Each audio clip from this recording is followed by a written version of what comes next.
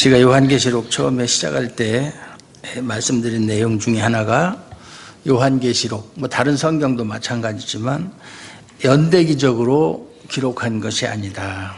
시간의 순서대로 기록한 것이 아니다. 이렇게 말씀을 드렸어요. 오늘 7장 1절에서 17절까지가 7장인데 이 7장은 삽입구입니다. 삽입구. 왜냐하면 우리가 6장에서 공부할 때 6장 1절에서 8절까지 보면은 첫째 인을 떼는 모습, 또 6장에서는 전부 몇째 인까지 떼죠? 인을 몇 개까지 떼죠? 6장에서?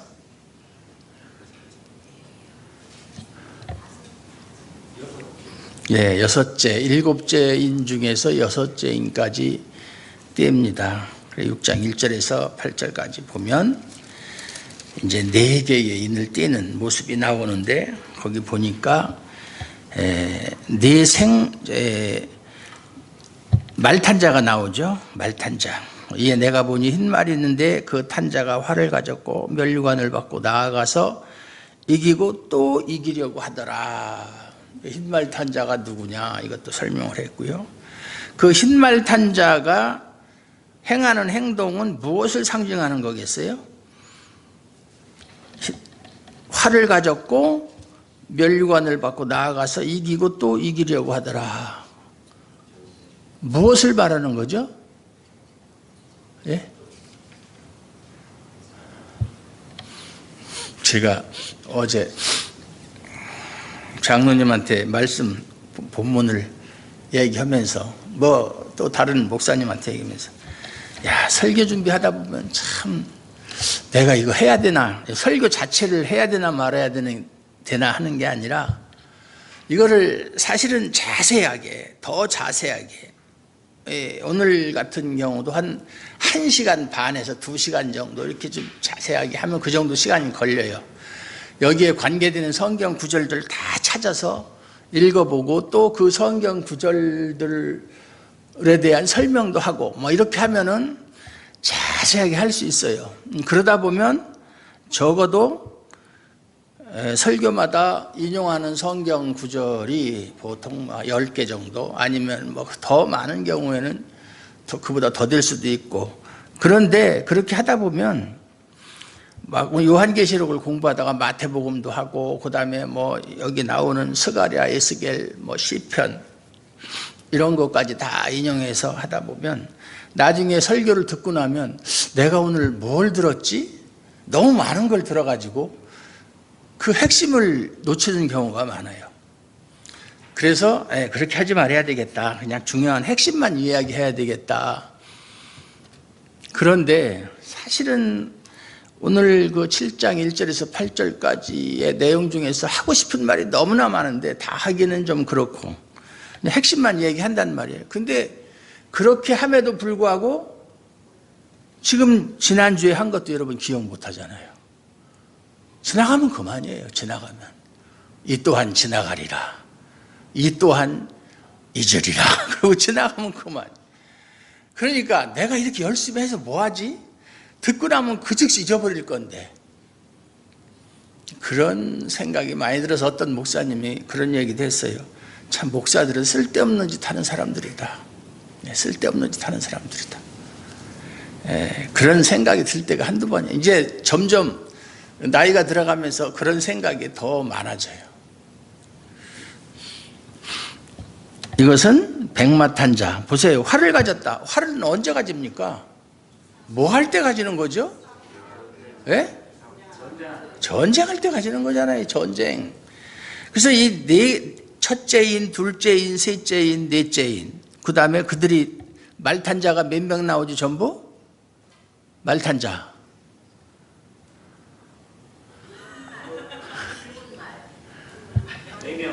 네 명이 나와요.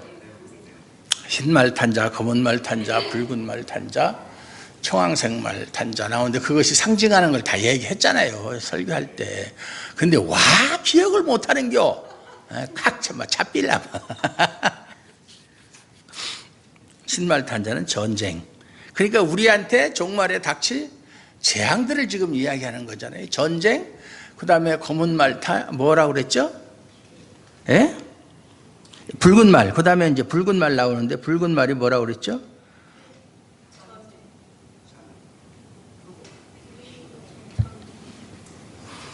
화평을 제하여 버리며 서로 죽이게 하고 또 큰 칼을 받았더라. 이것은 뭐 결국 전쟁을 이야기하는 거예요. 전쟁. 이게 그 첫째 인을 뗄 때 그 말탄 자에 대한 보충 설명이에요.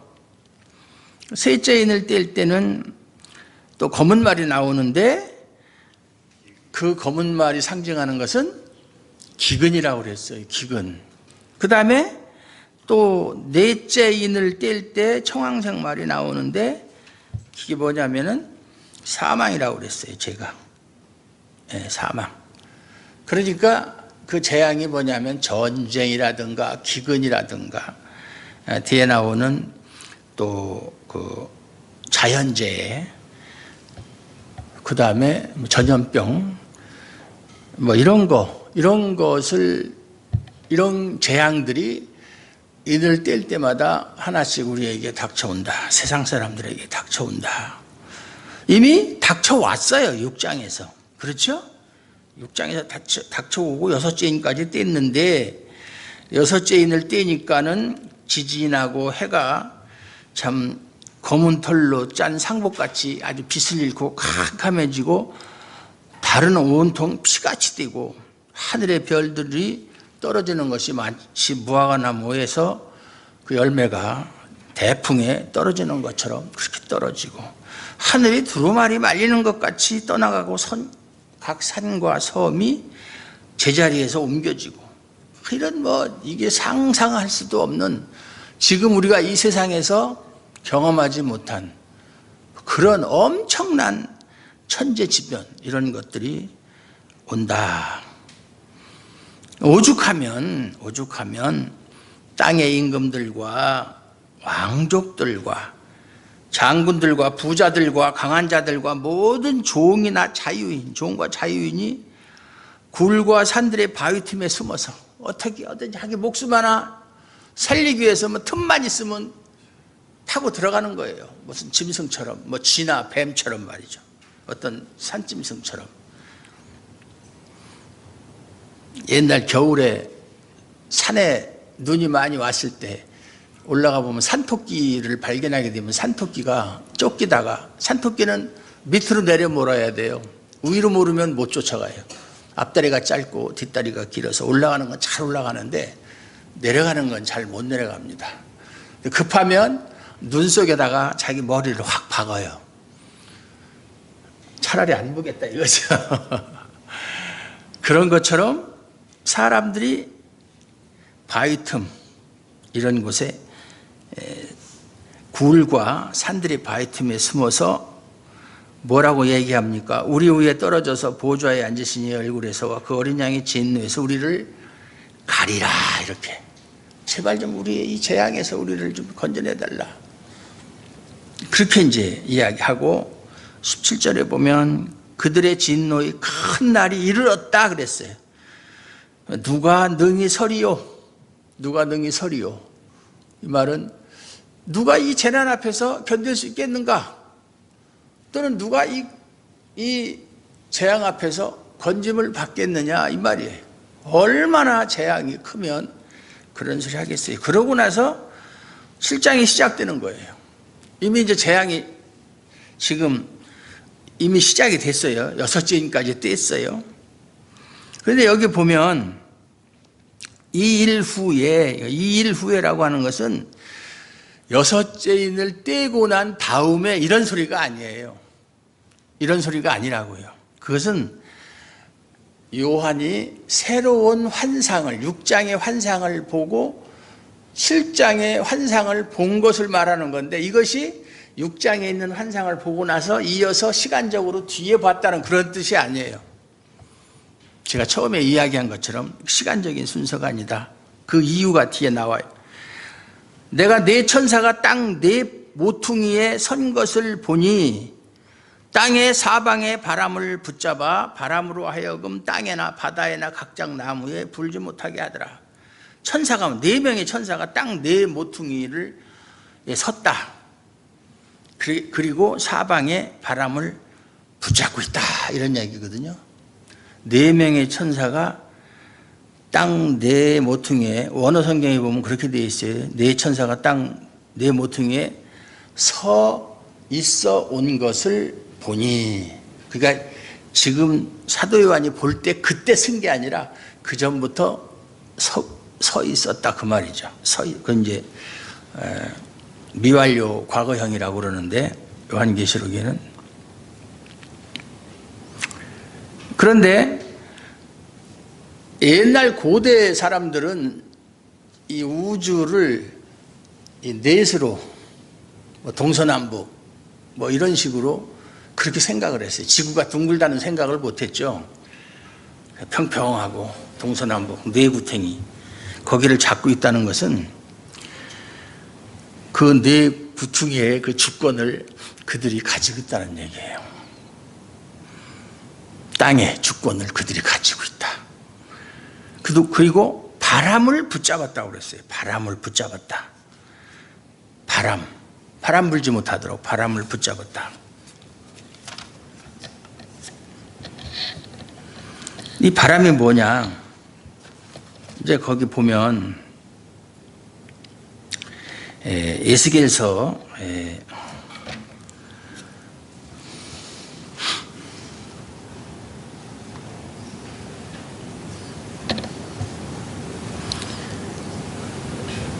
에스겔서가 아니라 스가랴서구나. 스가랴서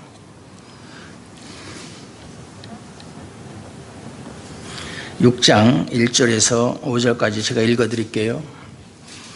내가 또 눈을 들어본 중 네 병거가 두 산 사이에서 나오는데 그 산은 구리산이더라. 첫째 병거는 붉은 말들이, 둘째 병거는 검은 말들이, 셋째 병거는 흰 말들이, 넷째 병거는 어룽지고 건장한 말들이 메었는지라. 마치 6장에 나오는 그 네 말들과 같죠? 예, 거기 나오는 말들과 색깔이 똑같습니다. 내가 내게 말하는 천사에게 물어 이르되 내 주여 이것들이 무엇이니까 하니 천사가 대답하여 이르되 이는 하늘의 내 바람인데. 바람이라는 말. 그러니까 오늘 우리가 공부하는 요한계시록이 스가랴서에 있는 내용과 평행구조를 이루는 것이다. 내 바람인데 온 세상의 주 앞에 서 있다가 나가는 것이라 하더라. 그러니까 바람이라는 것은 좋은 뜻 같아요? 아니면 좋지 않은 것 같아요? 예? 좋은 것 같아요? 좋지 않은 것 같아요? 안 좋은 거죠? 안 좋은 거예요. 이제 요한계시록을 쭉 읽어보면 안 좋은 거예요. 이 바람이라고 하는 것은 사악한 존재 또는 그 존재가 행하는 그런 사악한 일들을 말하는 거예요. 바람이라고 하는 것은.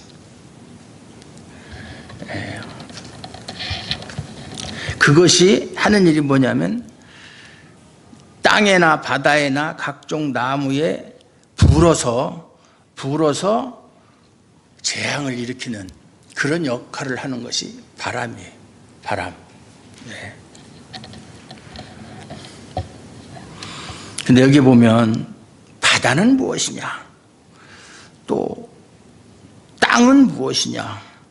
또 나무는 무엇이냐? 이거 가지고 고민하고 마음 신경 쓸 필요가 없어요. 그렇게 하나하나 단어 하나하나 나올 때마다 이것은 무엇을 상징하느냐? 이것은 이렇게 생각할 필요가 없어요. 그거 저도 생각을 해봤는데 시간만 낭비했지 얻은 거 하나도 없어요. 중요하지 않다는 얘기죠. 그러니까 결국은 땅과 바다 하면 우리가 살고 있는 이 지구 땅하고 바다밖에 없잖아요. 하늘은 제하고 거기에 그 안에 있는 모든 피조물들, 각종 나무뿐만 있겠어요? 다른 살아있는 생물도 있지. 하여튼 다 포함해서 그것들을 해하지 못하게 하고 있다. 6장에서는 이미 6째 인까지 떼어져 가지고 이미 다 행해졌는데 이걸로 봐서 이 7장에 나오는 사건은 6장에 나오는 사건 이전의 이야기다 하는 걸 알 수가 있어요. 그래야 말이 되죠. 그렇죠? 이미 다 끝났는데 그때 가서 뭐 하지 말라고 그러면 의미가 없잖아요. 하기 전에 하지 말라고 해야죠. 보면 불지 못하게 하더라. 그러니까 재앙이 임하게 하지 못하게 하더라 그랬어요. 아직 재앙이 아직 시작이 안 됐다는 얘기잖아요. 그런데 6장에는 재앙이 시작됐잖아요. 첫째 인부터 여섯째 인.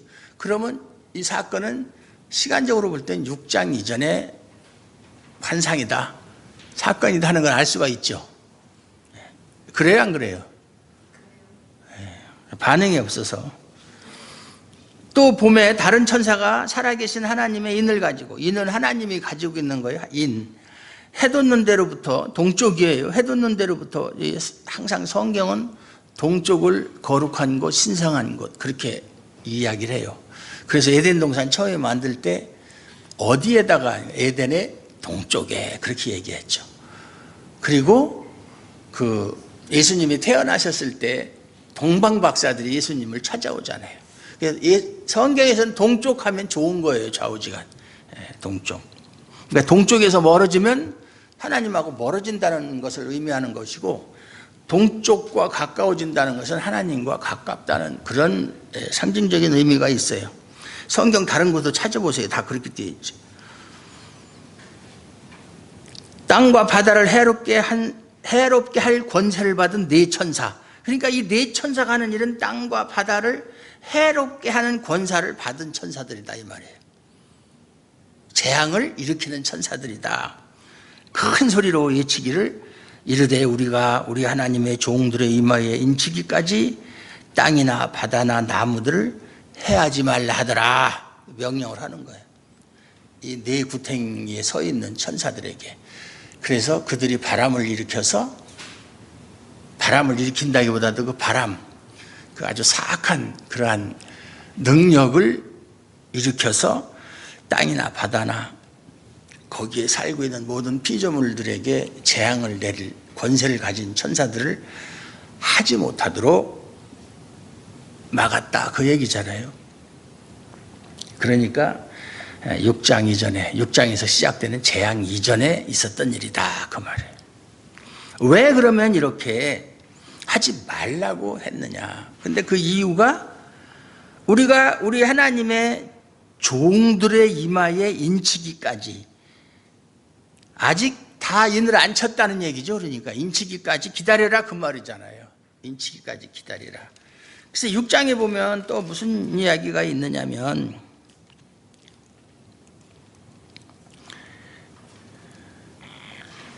11절에 보면 각각 그들에게 10절부터 큰 소리로 불러 이르되 거룩하고 참되신 대주제예요. 이것은 순교자들이 지금 부르짖는 소리예요. 순교자들이 땅에 거하는 자들 심판하여 우리 피를 갚아주지 아니하시기를 어느 때까지 하시려 하나이까 하니, 각각 그들에게 흰 두루마기를 주시며 이르시되 아직 잠시 동안 쉬되 그들의 동무 종들과 형제들도 자기처럼 죽임을 당하여 그 수가 차기까지 하라 하시더라.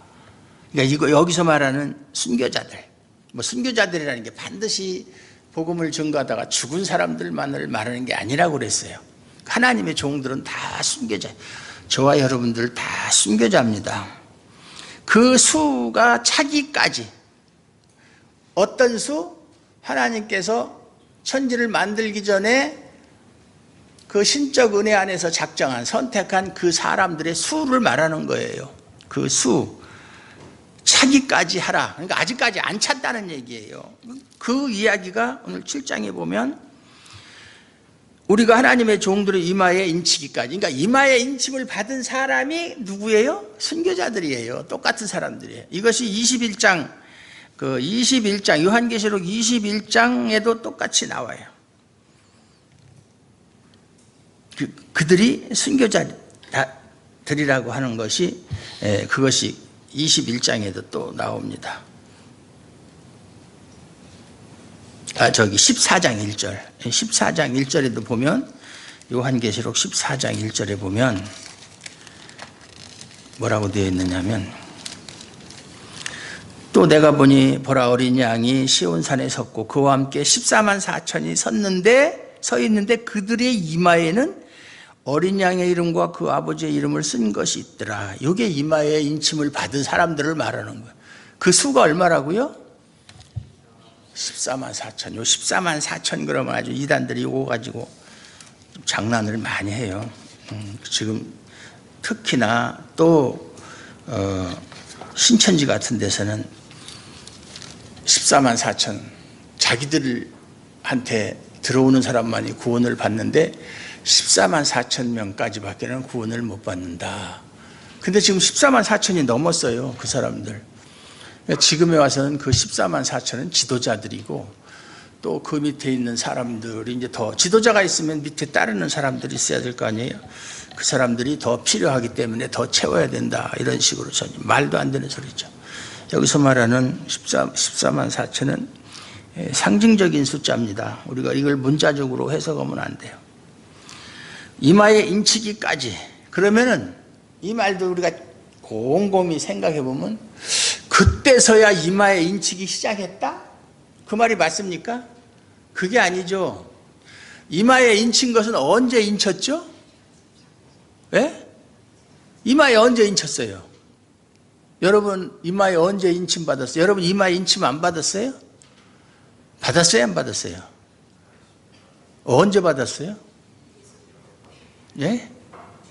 언제 인침? 강정희 집사님 이마에 인침 안 받았어요? 이마가 넓은데 거기에다가 예? 아주 도장 찍기 참 좋은데 예? 언제 받았어요? 여태까지 살면서 이마 한 번 안 봤어요? 이제 보게?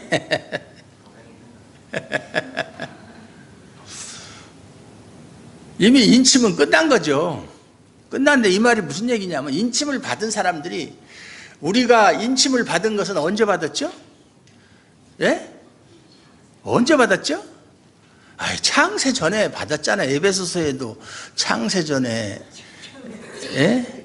뭐라고요? 예. 큰 소리로 하세요. 제 귀가 어두워져가지고 보청기 하나 사주세요. 지금 잘 안 들리니까. 예, 창세전에 인을 다 이건 이미 지나간 일이에요. 지금 새롭게 그런데 그 인침을 받은 사람들이 하나님께서 우리를 선택한 것은 창세전이지만 그 선택이 이루어지는 시간은 언제예요? 예수님이 십자가에서 피 흘려서 우리 죄를 속량하시고 죽으셨을 때 그때 그것이 이제 구체화되고 성취된 거예요. 인침은 창세전에 받았지만은. 그런데 그 인침을 받은 사람들이 아직도 예수를 안 믿는 사람들이 많이 있다 이 말이에요. 근데 그들이 인침을 과거에 받았는데 그 사람들이 그 수가 교회 안에 들어올 때까지 참으라는 얘기예요. 그 얘기예요. 지금 이제서야 막 도장을 찍고 있는 게 아니고. 그래서 내가 인침을 받은 자의 수를 들으니 이스라엘 자손의 각 지파 중에서 인침을 받은 자들이 14만 4천이다. 그런데 이 14만 4천은 이스라엘 자손의 지파 중에 있는 사람들이다. 그 얘기. 그러면 그 이스라엘이 또 뭐냐? 실제로 문자적으로 얘기해서 혈통적인 이스라엘 사람이냐? 아니면 신약의 교회 시대에 또 이 현재 이스라엘 사람들 중에 예수 안 믿는 사람이 많으니까 그 사람들 빼놓고 나머지 사람들이냐? 아니면 신약 시대에 교회에 있는 사람들이냐? 여러 가지 해석들이 있는데 이것은 모든 세대에 걸쳐서 구약에서부터 현재 이르기까지 아니 앞으로 종말이 오기 전까지 그 모든 세대에 걸쳐서 하나님께 구원받은 사람들의 총수를 말하는 거예요. 총수. 어느 일정한 시대가 아니고 전 시대에 걸쳐서 이스라엘 사람들만 받는 게 아니고. 그래서 여기 보면 유다 지파 중에 인침을 받은 자가 1만 2천이고 루벤 지파 중에 1만 2천이요. 이렇게 각 지파 중에 1만 2천씩이에요. 1만 2천 곱하기 10이니까 14만 4천이죠. 그런데 이것도 이스라엘 지파를 보면 인구가 많은 지파가 있고 적은 지파가 있고 그래요. 그런데도 동등하게 각 지파마다 12,000씩 이렇게 인을 쳤다라고 하는 이야기는 이거 역시도 우리가 문자적으로 해석하면 안 되고, 아까도 얘기한 것처럼 모든 세대에 걸쳐서 하나님이 택하여 주시고 불러주시고 구원하신 그 구원받은, 하나님의 은혜로 구원받은 사람의 숫자를 상징적으로 말하는 것이다, 이렇게 이해하면 되겠어요. 왜냐하면 여기 지파도 보면 우리가 알고 있는 지파 보면 원래 레위 지파는 기업이 없어서 인구에 안 들어가는 거거든요. 근데 여기는 레위 지파가 있고 요 단 지파는 없어요. 빠져버렸고, 그 다음에 요셉 지파도 들어가 있어요. 요셉 지파라고는 없잖아요, 원래. 그죠? 요셉 지파 대신해서 누가 들어갔죠? 요셉의 두 아들의 이름을 따서 들어갔던. 그러니까 이것이 우리가 기존에 알고 있는 지파의 이름하고는 좀 달라요. 왜 그랬을까? 왜 단지파는 빠졌을까? 왜 레위 지파는 원래 안 들어가는 건데 들어갔을까? 왜 요셉 지파는 원래 지파에 포함이 안 됐는데 여기다, 이런 것 갖고 따질 필요가 없다, 그 말이에요. 이 이야기는, 그죠? 이 세상의 모든 일은 하나님이 다 자신의 섭리 안에서 기쁜 뜻을 따라서 이루시는 것인데, 이것이 우리의 이해를 초월하는 거예요. 그리고 하나님이 어떤 일을 하실 때 우리하고 상의하지 않아요. 내가 이렇게 하려고 하는데 너 동의하느냐, 동의하지 않느냐, 해도 되느냐, 또 언제쯤 하면 좋겠느냐, 이렇게 우리하고 상의하지 않아요. 자기 마음대로 하는 거예요. 자기 마음대로. 그런데 하나님께서 자기 마음대로 하는 일들이 다 뭐예요? 그것이 선한 일이에요. 그러니까 우리가 생각할 때 하나님은 선하신 하나님이고 사랑이 많으신 하나님이니까 사랑에 관계된 일이나 선한 일만 하신다, 이렇게 생각하기가 쉬운데, 그게 아니고 하나님이 하시는 일은 다 선하고 다 하나님의 사랑에 기초한 일이다, 그렇게 이야기를 해야 되고 그렇게 이해를 해야 돼요. 사랑의 하나님이 우리를 사랑하지 않겠느냐? 그런데 사실상은 믿는 자 중에도 고통을 당하는 사람들이 많이 있어요. 그럼 하나님이 그들을 사랑하지 않아서 그런 건가요? 그러니까 우리가 생각하는 것하고 하나님이 생각하는 것하고는 다르다. 그래서 에스겔서에도 보면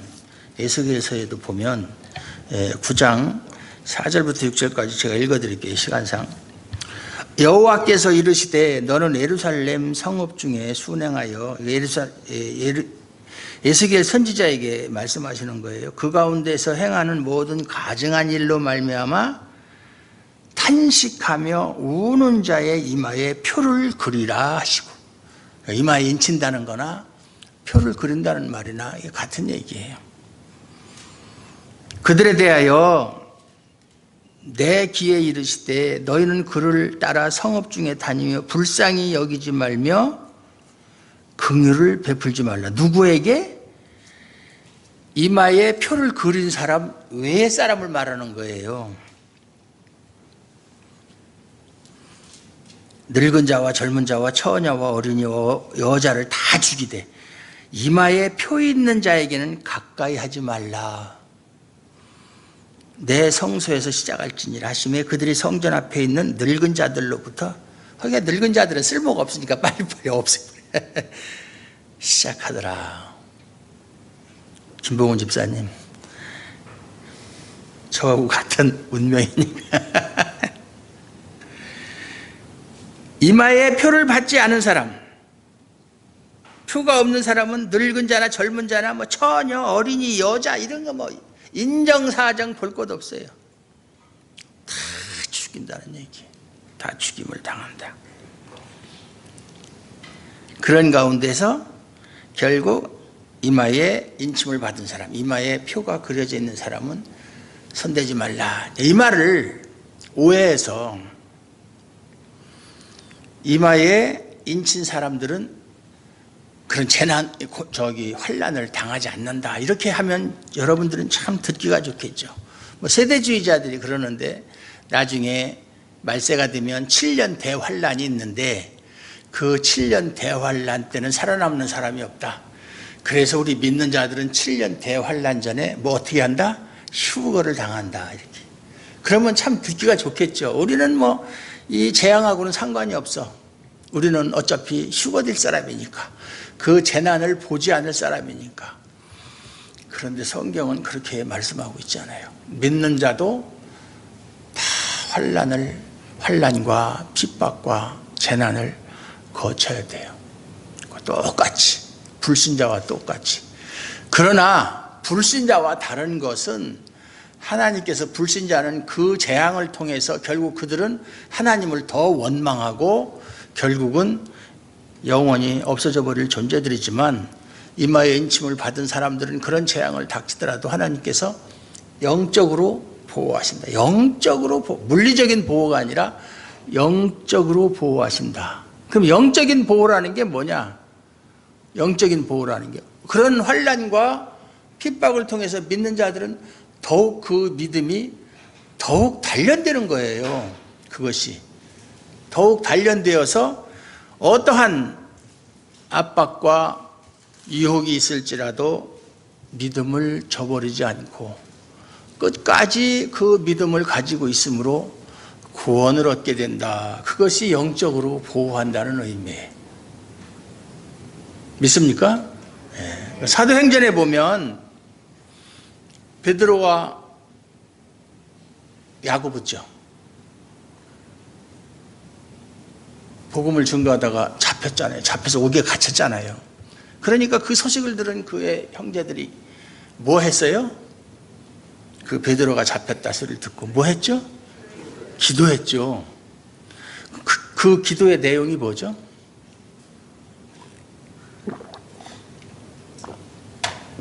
무엇을 기도했을까요? 성경에는 뭐 기도의 내용은 안 나오니까. 무엇을 기도했죠? 우리 같으면 저희가 복음을 증거하다가 잡혀서 구속이 돼서 지금 교도소에 들어가 있으면 여러분은 저를 위해서 무엇을 기도하겠어요? 우리 목사님, 하나님, 우리 목사님 죄가 없습니다. 우리 목사님은 그저 말씀만을 증거한 죄밖에 없습니다. 그런데 악한 자들이 우리 목사님 잡아갔으니까 하루빨리 목사님 감옥에서 나오게 해달라고 그렇게 기도하겠죠. 그죠? 그렇죠. 일반적으로 또 그렇게 생각하고 있죠. 그런데 베드로의 형제들은 그거 기도한 거 아니에요. 그 말이 없어요. 성경에.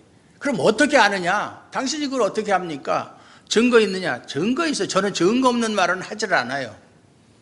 증거 없는 말.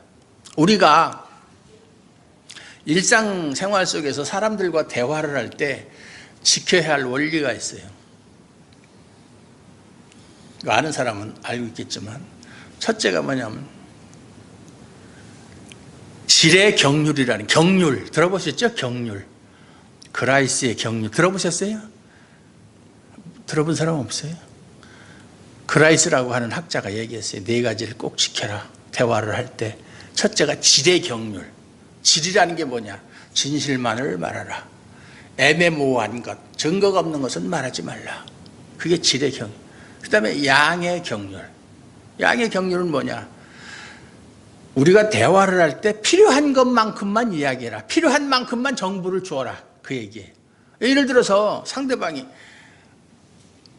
예를 들어서 어디서 사세요? 집이 어디세요? 그런데 저는 원래 어디서 안동에서 살다가 몇 년 살다가 천안에서 몇 년 그런 얘기는 할 필요 없다 이 말이에요. 그냥 현재 천안에서 산다 아니면 아산에서 산다 그 얘기만 하면 되는 거예요. 네? 그저 앞뒤 전후 사정을 막 장황하게 이야기할 필요가 없다는 얘기예요. 네? 그게 말을 할 줄 모르는 사람들이 꼭 그렇게 얘기해요. 예를 들어서 잘못을 하고 경찰서 가서 조사받을 때 어제 12시부터 2시 사이에 뭐 했는가? 수사관이 물어보면 어제 12시부터 2시 원래는 제가 아침에 10시에 일어나는데 그날은 7시에 일어났거든요. 그러니까 시간이 많이 너무 일찍 일어나가지고 어디 공원에 산책하다 그러면 그때는 이제 이거지. 야 인마 12시부터 2시까지 한 것만 얘기해. 다른 얘기는 그 듣고 있을 시간이 없다 이거죠. 필요 없는 얘기란. 그런 것을 양의 경륜이라고 그래요. 그 다음에 관계성의 경륜이라는 거죠. 지금 현재 하고 있는 주제에 관한 것만 얘기하라는 거예요. 관계없는 얘기 하지 말라는 얘기예요. 주제. 예, 주제. 뭐 네 가지인데 하나는 생각이 안 나네요. 하여튼 그런 것이 우리가 이야기를 할 때 꼭 지켜야 될 거예요. 증거 없는 것은, 증거 없는 이야기는 확실한 증거가 없는 건 하지 말아야 돼요. 특히 목사님들이 설교하면서 예화를 드는데 전혀 근거 없는, 검증되지 않은 뭐 그런 허황된 그런 예화를 해서, 물론 그 뜻은 이렇게 이 사람이 이렇게 해서 뭐 하나님께 뭐 복을 많이 받았다 이걸 증거하기 위해서 하는 건데, 그것도 사실적으로 있는 이야기를 해야죠. 없는 이야기 하면 안 되는 거예요. 그런 면에서 목사님들이 실수를 많이 해요. 근데 만약에 그들이 베드로가 석방되기를 위해서 기도했다면 나중에 베드로가 나왔어요. 감옥에서. 그죠? 저절로 옥문이 열리고 막 그래가지고서 나왔잖아요. 나와서 집에 와서 문을 두드리니까 그때 그 로데라고 하는 계집종이 문 두드리는 소리가 들리는 거야. 그래서 나가서 문을 열고 보니까 베드로가 있는 거예요.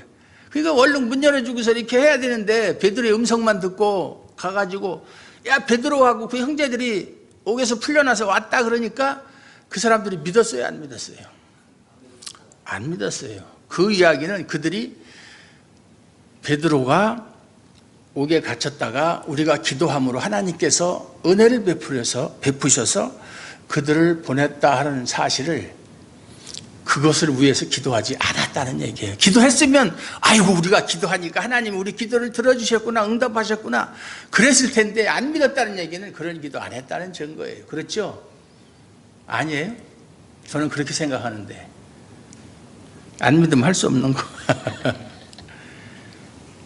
근데 우리는 보통 기도 그러면은 그렇게 했을 것이다, 이제 우리식으로 생각을 해서 그런 게 많아요. 기도에 관한. 기도 만능주의자들이 특히 그렇게 얘기해요. 또 소돔과 고모라가 멸망할 때 그 여호와의 사자가 아브라함의 집에서 대접을 받고 가는데 아브라함이 어디 가십니까 하니까 내가 할 일을 내 종에게 숨기지 않겠다면서 다 지금 소돔과 고모라의 제약이 너무나 참 관영해서 거기를 멸하러 간다. 그러니까 아유 주여, 그러면 제가 한 가지만 질문하겠는데 거기 성 중에 의인 50이 있으면 어떻게 하십니까? 그러니까 아유 의인 50만 있으면 내가 의인을 인해서 멸하지 않겠다. 그 다음에 45인 있으면 45인 30인 30. 나중에는 10명 있으면 10명 있어도 안 하겠다. 10명이 없었다는 얘기죠. 그러고서 결국은 소돔과 고모라는 참 불로 심판을 받았어요. 그런데 하나님께서 뒤에 나오는 사건이 소돔과 고모라를 엎으시는 중에 아브라함의 말씀을 기억하사 그 멸망하는 중에 롯을 구원하였더라 그랬어요. 그러니까 봐라, 아브라함이 롯을, 자기 조카가 거기 살고 있기 때문에 하나님한테 물어본 것도 자기 조카 때문에 물어본 것이고, 조카를 위해서 기도했기 때문에 하나님께서 아브라함의 말을 기억해서 롯을 구원해 주지 않았느냐, 이렇게 얘기한단 말이에요. 엉터리예요. 그런 소리는 근거 없는 소리예요. 어디 아브라함이 롯을 위해서 기도했다는 내용이 어디 있어요? 그 아브라함이 염려하는 것은 자기 조카가 죽고 사는 문제가 아니라 하나님께서 의인과 함께, 의인이 있음에도 불구하고 죄인들을 멸하는 그런 과정 속에 같이 포함해서 그들에게 심판을 하면 하나님의 공의가 훼손된다는 얘기예요. 하나님한테 그런 일이 있어서는 안 된다, 그 말이에요. 하나님을 위해서 지금 아브라함이 이야기한 것이지 자기 조카 롯을 구원시켜달라고 이야기한 것도 아니고 그를 위해서 기도한 것도 아니에요.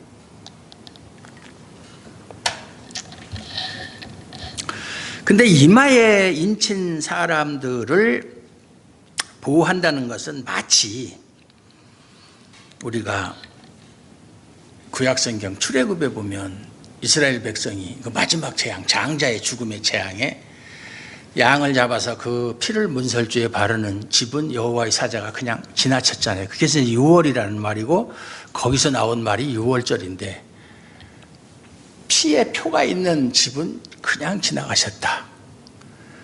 이마에 인침을 받은 사람은 그런 재난에서 보호를 받는다. 같은 맥락에서 우리가 하는 것이고 뒤에 이제 뭐냐면은 7장 이후에 나오는 것이 나팔 재앙과 대접 재앙이 나오는데 그것을 보면 하나님께서 애굽에 내리셨던 그 재앙과 서로가 이렇게 평행 구조를 이루고 있어요. 그러니까 우리가 요한계시록을 공부한다, 요한계시록 하나만 가지고 하는 게 아니라 성경은 저자가 성령님 한 분이시기 때문에 어느 성경을 보더라도 다 서로가 연결되어 있고 이 성경 본문을 읽다가 이해가 안 되면 다른 그 평행 구절 관련 구절을 찾아서 옛날에 보면 관주 성경이라는 거 있잖아요. 관주를 찾아서 읽으면 이해하기가 쉬워요.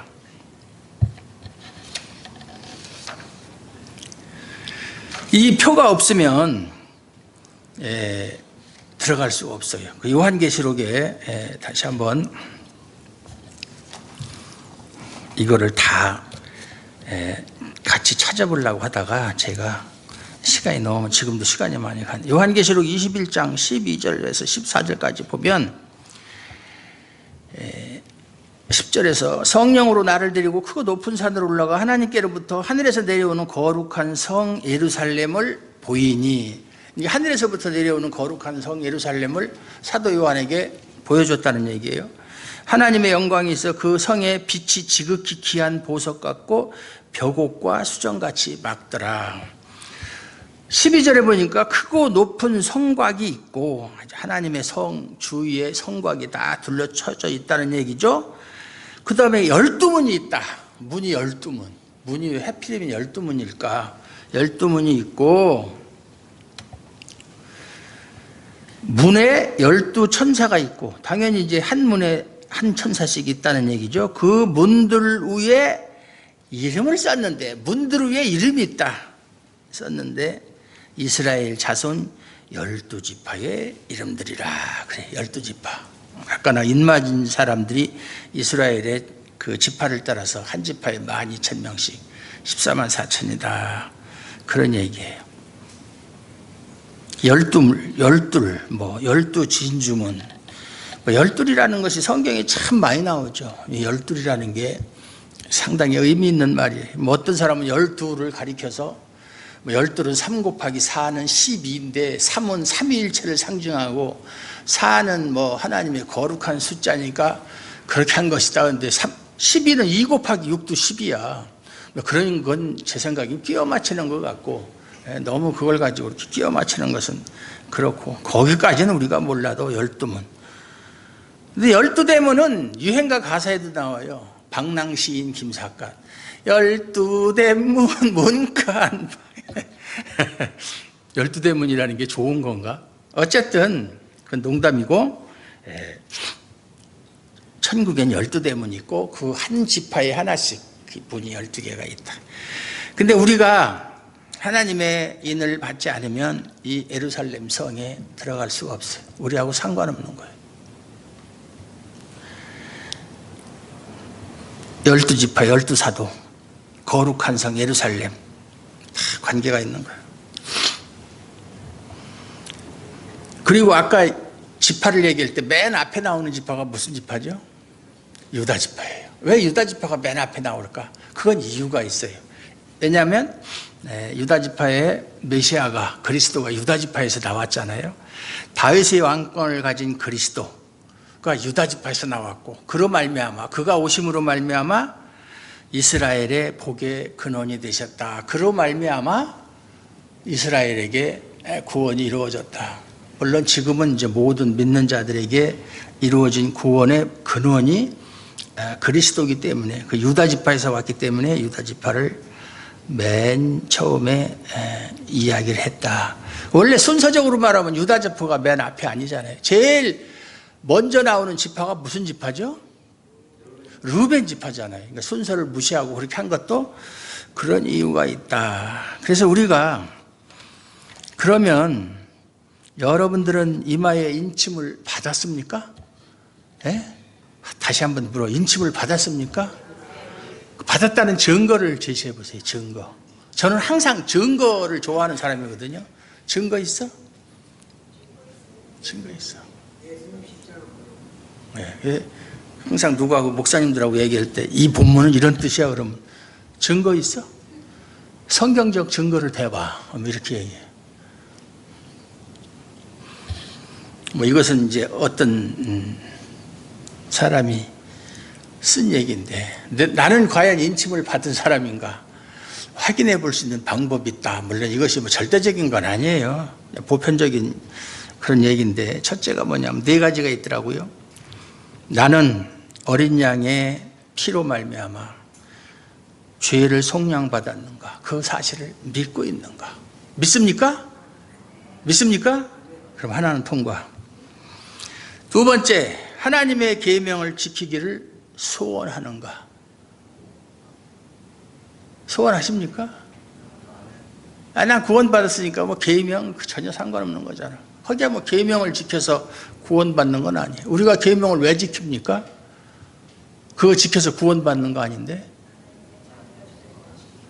하나님의 거룩한 백성으로 살아가는 생활 방식이에요. 하나님의 계명을 뭘 가지고 우리가 하나님의 백성인 것을 증거해요? 하나님의 계명을 지키는 것을 가지고 세상 사람들이 볼 때 저 사람은 우리와 다른 사람이다 라고 알 수가 있어. 세 번째, 죄를 깨닫고 회개하여 하나님과의 관계를 매일매일 새롭게 하는가. 아멘? 노멘? 이게 제일 어렵죠. 다 어렵지만은 항상 우리가 죄는 항상 지을 수 있어요.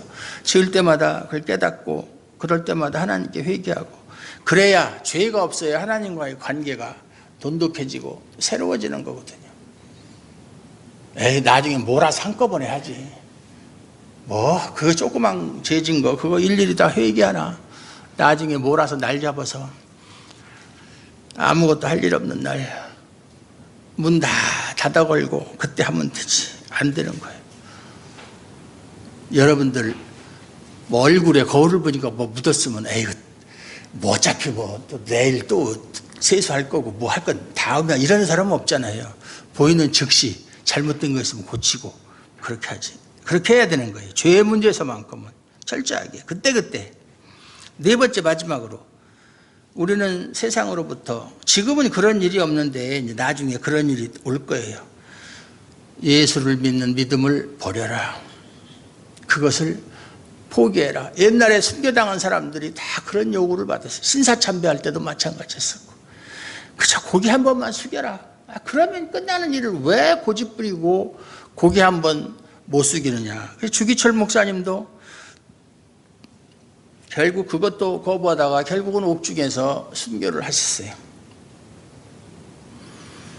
믿음을 양보하라는, 포기하라는 압력에도 불구하고 어린 양을 기꺼이 증언하겠는가. 이건 미래적인 얘기예요. 증언하시겠습니까? 어려운 일이 닥쳐도 어떠한 핍박을 받아도 두고 볼 거야. 이것을 통해서 인침을 받은 자가 나는 인침을 받은 자인지 아닌지 확진할 수 있는 근거가 된다. 그런데 이것이 절대적인 건 아니에요. 참고적으로 이러한 것들이 있다. 이렇게 생각하시면 돼요. 그런데 여기 나오는 이야기들이 우리가 참 관심을 가지고 우리가 생각해 볼 문제다. 아무리 핍박이 심하고 그래서 세상 사람들과 똑같이 환난을 당한다 할지라도 세상 사람과는 결과적으로는 다른 것이다. 우리는 그걸 통해서 더욱더 믿음이 승화되고 그래서 하나님과 더욱더 가까워질 수 있는 그런 새로운 관계가 정립이 되는가 하면 안 믿는 사람들은 재앙이 닥칠 때마다 하나님을 원망하고 결국은 하나님으로부터 영원히 격리되는 그러한 형벌을 받게 되어 있어요. 설령 우리가 죽더라도, 여기 순교자들 나오잖아요. 죽더라도. 죽고 사는 것은, 예수 안에서는 죽고 사는 것이 전혀 문제가 없어요. 예수님께서 말씀하셨잖아요. 나를 믿는 자는 죽어도 살겠고 살아서 나를 믿는 자는 영원히 죽지 아니하리라. 또 요한계시록에 보면 하나님께서는 성도의 죽음을 귀하게 여기신다 그랬어요. 우리가 뭐 병에 걸리거나 어떤 교통사고를 당하거나 이런 일로 인해서 죽으면 어떻게 저렇게 하나님을 잘 믿는 사람이 죽을 수가 있는가. 만약에 제가 그런 일을 당하면 여러분은 어떻게 생각하겠어요? 말은 그럴듯하게 하는데 믿음이 없었는가 보다, 뭐 이런 식으로 생각할 수도 있죠. 그거 아니에요. 그거 전혀 상관없는 얘기예요. 하나님은 우리를 죽일 수도 있고 살릴 수도 있고, 하나님 마음대로. 그것도 다 하나님의 계획과 뜻이 있어서 그러는 거예요. 그것을 우리가 인정하고 받아들일 수 있어야 돼요. 자기한테 좋은 일이 생기면 하나님이 살아계시다. 아니면 하나님이 뭐 없나? 자기한테 나쁜 일이 오면 하나님이 없어요? 그렇게 생각하는 것은 그건 믿음이 아니에요.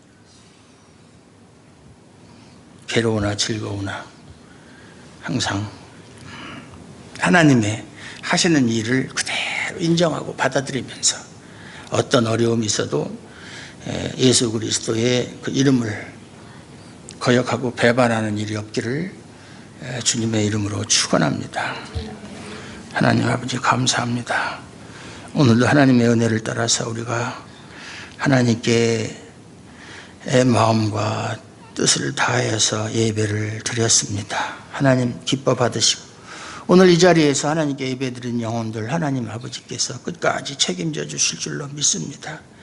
하나님 보호하여 주시고 인도하여 주시고 어떠한 일이 있어도 하나님 영광을 가리우는, 하나님을 배반하는 그러한 일 하지 않도록 도와주시고, 설령 우리가 연약하고 또 육신이 약해서 범죄하는 일이 있을 때마다 성령의 영으로 말미암아 그것을 깨닫게 하시고 또 깨달을 때마다 회개하게 하시고, 그래서 늘 하나님과의 관계가 매일매일 새로워질 수 있도록 은혜 주시옵소서. 예수님의 이름으로 감사드렸고 기도하옵나이다. 아멘.